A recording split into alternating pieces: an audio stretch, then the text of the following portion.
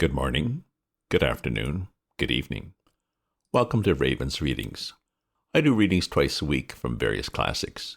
If you subscribe to my free Substack newsletter at ravensview.substack.com, you'll get notified of the next episode and can leave your comments or suggestions on my site, and perhaps also browse my flash fiction writings or musings on the world. This is the final episode of Treasure Island, written by the Scottish novelist Robert Louis Stevenson. The original text, beautifully illustrated, is available via Project Gutenberg. There are also several film adaptations. I'd recommend the 1990 movie starring Charlton Heston and a young Christian Bale. It follows the text quite closely. My next story for you will be The Blue Castle, a story of love and rebellion set in the beauty of Muskoka. It was written in 1926 by the Canadian author Lucy Maud Montgomery. Yes, the Anne of Green Gables author. It's done in a similar, relaxed, and descriptive style to that of A Room with a View. In our last episode, Long John Silver and Jim and the buccaneers finally found the treasure, or at least the hole it used to be buried in. Get ready for a mutiny. Chapter 33. The Fall of a Chieftain. There was never such an overturn in this world. Each of these 6 men was as though he had been struck. But with Silver, the blow passed almost instantly. Every thought of his soul had been set full stretch, like a racer on that money. Well, he was brought up in a single second, dead, and he kept his head, found his temper, and changed his plan before the others had had time to realize the disappointment. "Jim," he whispered, "take that and stand by for trouble." And he passed me a double-barreled pistol. At the same time, he began quietly moving northward, and in a few steps I put a hollow between us 2 and the other 5. Then he looked at me and nodded, as much as to say, "Here comes a narrow corner," as indeed I thought it was. His looks were not quite friendly, and I was so revolted at these constant changes that I could not forbear whispering, "So you've changed sides again?" There was no time left for him to answer in. The buccaneers, with oaths and cries, began to leap one after another into the pit and to dig with their fingers, throwing the boards aside as they did so. Morgan found a single piece of gold. He held it up with a perfect spout of oaths. It was a 2-guinea piece, and it went from hand to hand among them for a quarter of a minute.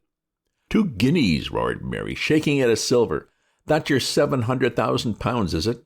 You're the man for bargains, ain't you? You're him that never bungled nothing, you wooden-headed lubber." "Dig away, boys," said Silver with the coolest insolence. "You'll find some pig nuts, I shouldn't wonder." "Pig nuts," repeated Mary in a scream. "Mates, do you hear that? I tell you now, that man there knew it all along. Look at the face of him, and you see it wrote there." "Ah, Mary," remarked Silver, "standing for captain again? You're a pushing lad, to be sure." But this time everyone was entirely in Mary's favor. They began to scramble out of the excavation, darting furious glances behind them.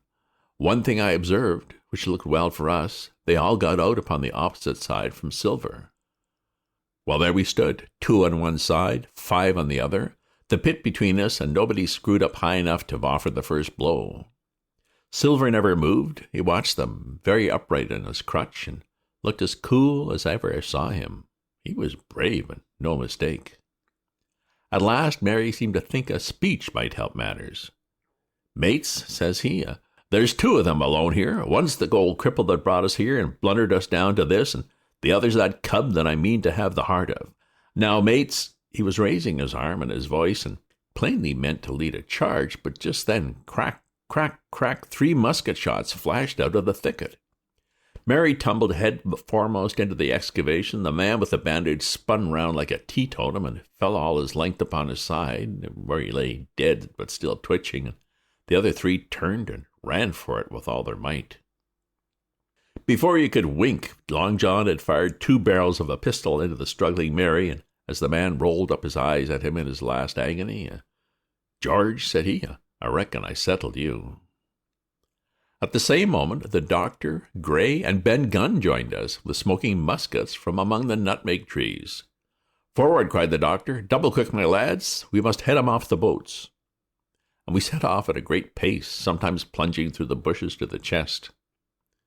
I tell you, but Silver was anxious to keep up with us. The work that man went through, leaping on his crutch till the muscles of his chest were fit to burst, was work no sound man ever equaled, and so thinks the doctor. As it was, he was already 30 yards behind us, and on the verge of strangling when we reached the brow of the slope. "Doctor," he hailed, "see there? No hurry." Sure enough, there was no hurry. In a more open part of the plateau, we could see the 3 survivors still running in the same direction as they started, right for Mizzenmast Hill. We were already between them and the boats, and so the 4 of us sat down to breathe, while Long John, mopping his face, came slowly up behind us. "Thank you kindly, Doctor," says he. "You came in about the nick, I guess, for me and Hawkins. And so it's you, Ben Gunn," he added. "Well, you're a nice one, to be sure." "I'm Ben Gunn, I am," replied the maroon, wiggling like an eel in his embarrassment. And he added, after a long pause, "How do, Mr. Silver?" "Pretty well, I thank ye," says you. Ben, murmured Silver, "to think as you've done me." The doctor sent back Gray for one of the pickaxes deserted in their flight by the mutineers, and then, as we proceeded leisurely downhill to where the boats were lying, related in a few words what had taken place. It was a story that profoundly interested Silver, and Ben Gunn, the half-idiot maroon, was the hero from beginning to end. Ben, in his long, lonely wanderings about the island, had found the skeleton. It was he that had rifled it. He had found the treasure. He had dug it up. It was the haft of his pickaxe that lay broken in the excavation. He had carried it on his back in many weary journeys, from the foot of the tall pine to a cave he had on the 2-pointed hill at the northeast angle of the island, and there it had lain stored in safety since 2 months before the arrival of the Hispaniola.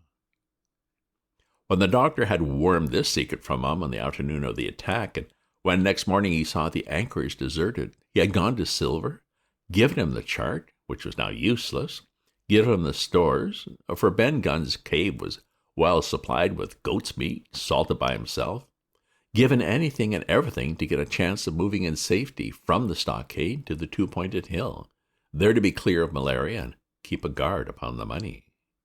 "As for you, Jim," he said, "it went against my heart, but I did what I thought best for those who had stood by their duty, and if you're not one of those, whose fault was it?" That morning, finding that I was to be involved in the horrid disappointment he had prepared for the mutineers, he had run all the way to the cave, and, leaving the squire to guard the captain, had taken Gray and the maroon and started, making the diagonal across the island to be at hand beside the pine. Soon, however, he saw that our party had the start of him, and Ben Gunn, being fleet of foot, had been dispatched in front to do his best alone. Then it had occurred to him to work upon the superstitions of his former shipmates, and he was so far successful that Gray and the doctor had come up and were already in ambush before the arrival of the treasure hunters. "Ah," said Silver, "it were fortunate for me that I had Hawkins here. You would have let old John be cut to bits and never given it a thought, Doctor." "Oh, not a thought," replied Dr. Livesey cheerily. And by this time we had reached the gigs. The doctor, with a pickaxe, demolished one of them, and then we all got aboard the other and set out to go round by sea for North Inlet. This was a run of 8 or 9 miles. Silver, though he was almost killed already with fatigue, was set to an oar like the rest of us, and we were soon skimming swiftly over a smooth sea. Soon we passed out of the straits and doubled the southeast corner of the island, round which 4 days ago we had towed the Hispaniola. As we passed the 2-pointed hill, we could see the black mouth of Ben Gunn's cave and a figure standing by it, leaning on a musket. It was the squire, and we waved a handkerchief and gave him 3 cheers, in which the voice of Silver joined as heartily as any. 3 miles farther, just inside the mouth of North Inlet, what should we meet but the Hispaniola, cruising by herself?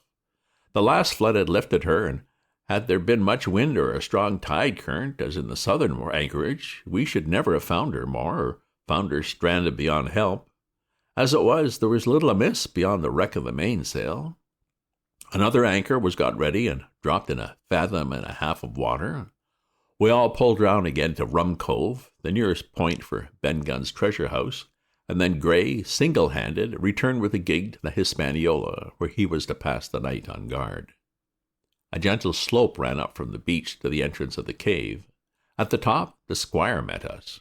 To me he was cordial and kind, saying nothing of my escapade either in the way of blame or praise. At Silver's polite salute he somewhat flushed. "John Silver," he said, "you are a prodigious villain and impostor, a monstrous impostor, sir. I am told I am not to prosecute you. Well, then, I will not. But the dead men, sir, hang about your neck like millstones." "Thank you kindly, sir," replied Long John, again saluting. "I dare you to thank me," required the squire. "It's a gross dereliction of my duty. Stand back." And thereupon we all entered the cave. It was a large, airy place, with a little spring and a pool of clear water overhung with ferns. The floor was sand. Before a big fire lay Captain Smollett, and in a far corner, only duskily flickered over by the blaze, I beheld great heaps of coin and quadrilaterals built of bars of gold. That was Flint's treasure that we had come so far to seek, and that had cost already the lives of 17 men from the Hispaniola. How many it had cost in the amassing, what blood and sorrow, what good ships scuttled to the deep, what brave men walking the plank blindfold, what shot of cannon, what shame and lies and cruelty, perhaps no man alive could tell. Yet there were still 3 upon that island, Silver, and old Morgan, and Ben Gunn, who had each taken his share in these crimes, as each had hoped in vain to share in the reward. "Come in, Jim," said the captain. "You're a good boy in your line, Jim, but I don't think you and me'll go to sea again. You're too much of the born favorite for me. Is that you, John Silver? What brings you here, man?" "Come back to my duties, sir," returned Silver. "Ah," said the captain, and that was all he said. What a supper I had of it that night, with all my friends round me, and what a meal it was, with Ben Gunn's salted goat and some delicacies and a bottle of old wine from the Hispaniola. Never, I am sure, were people gayer or happier. And there was Silver, sitting back almost out of the firelight, but eating heartily, prompt to spring forward when anything was wanted, even joining quietly in our laughter. The same bland, polite, obsequious seaman of the voyage out. End of chapter. Chapter 34. And last. The next morning we fell early to work, for the transportation of this great mass of gold near a mile by land to the beach, and thence 3 miles by boat to the Hispaniola, was a considerable task for so small a number of workmen. The 3 fellows still aboard upon the island did not greatly trouble us. A single sentry on the shoulder of the hill was sufficient to ensure us against any sudden onslaught, and we thought, besides, they had had more than enough of fighting. Therefore the work was pushed on briskly. Gray and Ben Gunn came and went with the boat, while the rest during their absences piled treasure on the beach. 2 of the bars, slung at a rope's end, made a good load for a grown man, one that he was glad to walk slowly with. For my part, as I was not much use at carrying, I was kept busy all day in the cave packing the minted money into bread bags. It was a strange collection, like Billy Bones's hoard for the diversity of coinage, but so much larger and so much more varied that I think I never had more pleasure than in sorting them.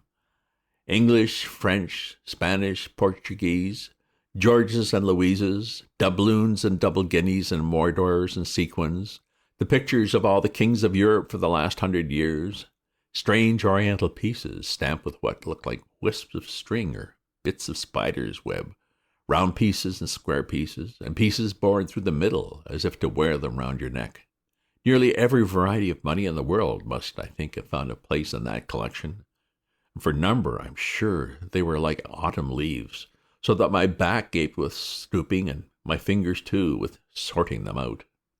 Day after day this work went on. By every evening a fortune had been stowed aboard, but there was another fortune waiting for the morrow, and all this time we had nothing of the 3 surviving mutineers.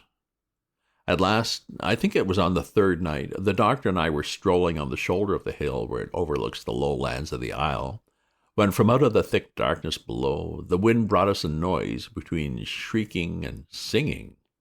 It was only a snatch that reached our ears, followed by the former silence. "Heaven forgive them," said the doctor. "'Tis the mutineers."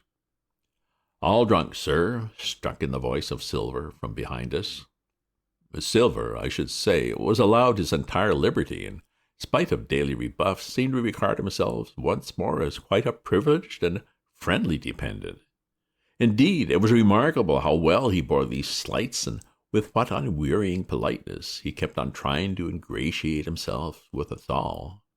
Yet I think none treated him better than a dog, unless it was Ben Gunn, who was still terribly afraid of his old quartermaster, or myself, who had really something to thank him for.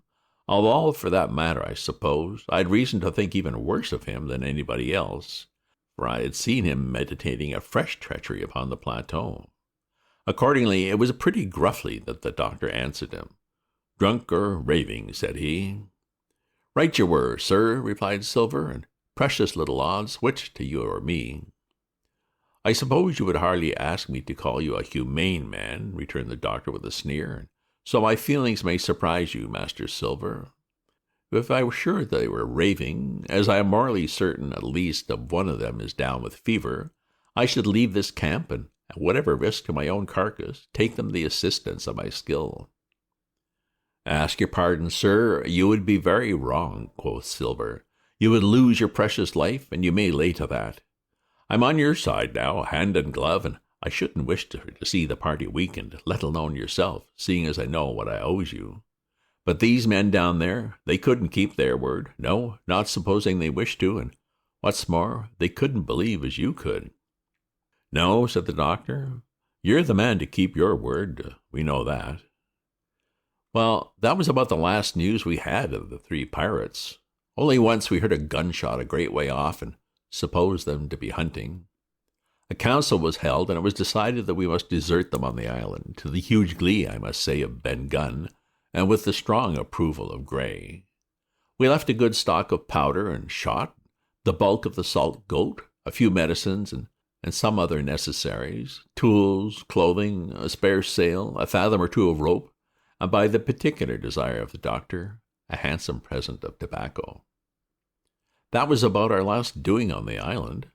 Before that, we had got the treasure stowed and had shipped enough water and the remainder of the goat meat in case of any distress, and at last, one fine morning, we weighed anchor, which is about all that we could manage, and stood out of North Inlet, the same colors flying that the captain had flown and fought under at the palisade. The three fellows must have been watching us closer than we thought for, as we soon had proved. For our coming through the Narrows, we had to lie very near the southern point, and there we saw all three of them kneeling together on a spit of sand, with their arms raised in supplication. It went to all our hearts, I think, to leave them in that wretched state, but we could not risk another mutiny, and to keep them home for the gibbet would have been a cruel sort of kindness. The doctor hailed them and told them of the stores we had left and where they were to find them, but they continued to call us by name and appeal to us, for God's sake, to be merciful and not leave them to die in such a place. At last, seeing the ship still bore on our course and was now swiftly drawing out of earshot, one of them, I not know which it was, leaped to his feet with a hoarse cry and whipped his musket to his shoulder and sent a shot whistling over Silver's head and through the mainsail. After that, we kept under cover of the bulwarks. When next I looked out, they had disappeared from the spit, and the spit itself had almost melted out of sight in the growing distance. That was at least the end of that, and before noon, to my inexpressible joy, the highest rock of Treasure Island had sunk into the blue round of the sea. We were so short of men that everyone on board had to bear a hand, only the captain lying on a mattress in the stern and giving his orders, for though greatly recovered, he was still in want of quiet. We laid her head for the nearest port in Spanish America, for we could not risk the voyage home without fresh hands, and as it was, what with baffling winds and a couple of fresh gales, we were all worn out before we reached it. It was just at sundown when we cast anchor in a most beautiful landlocked gulf, and were immediately surrounded by shore boats full of Negroes and Mexican Indians and half-bloods, selling fruits and vegetables and offering to die for bits of money. The sight of so many good-humored faces, especially the blacks, the taste of the tropical fruits, and above all the lights that began to shine in the town, made a most charming contrast to our dark and bloody sojourn on the island. And the doctor and the squire, taking me along with them, went ashore to pass the early part of the night. Here they met the captain of an English man-of-war, fell in talk with him, went on board a ship, and in short had so agreeable a time that day was breaking when we came alongside the Hispaniola. Ben Gunn was on deck alone, and as soon as we came aboard he began with wonderful contortions to make us a confession. Silver was gone. The maroon had connived at his escape in a shore boat some hours ago, and he now assured us he had only done so to preserve our lives, which would certainly have been forfeit if that man with the one leg had stayed aboard. But this was not all. The sea cook had not gone empty-handed. He had cut through a bulkhead unobserved, and had removed one of the sacks of coin, worth perhaps 300 or 400 guineas, to help him on his further wanderings. I think we were all pleased to be so cheaply quit of him. Well, to make a long story short, we got a few hands on board, made a good cruise home, and the Hispaniola reached Bristol just as Mr. Blandley was beginning to think of fitting out her consort. 5 men only of those who had sailed returned with her. Drink and the devil had done the rest, with a vengeance, although, to be sure, we were not quite so bad a case as that other ship they sang about. With 1 man of her crew alive, what put to sea of 75. All of us had an ample share of the treasure, and used it wisely or foolishly, according to our natures. Captain Smollett is now retired from the sea. Gray not only saved his money, but being suddenly smit with the desire to rise, and also studied his profession. He's now mate and part owner of a fine full-rigged ship, married besides, and the father of a family. As for Ben Gunn, he got £1,000, which he spent or lost in 3 weeks, or to be more exact, in 19 days, for he was back begging on the 20th. Then he was given a lodge to keep, exactly as it appeared upon the island. He still lives, a great favourite, though something of a butt with the country boys, and a notable singer in church on Sundays and saints' days. Of Silver we've heard no more. That formidable seafaring man with 1 leg has at last gone clean out of my life, but I dare say he met up with his old negress, and perhaps lives still in good comfort with her and Captain Flint. It is to be hoped so, I suppose, for his chances of comfort in another world are very small. The bar silver and the arms still lie, for all that I know, where Flint buried them, and certainly they shall lie there for me.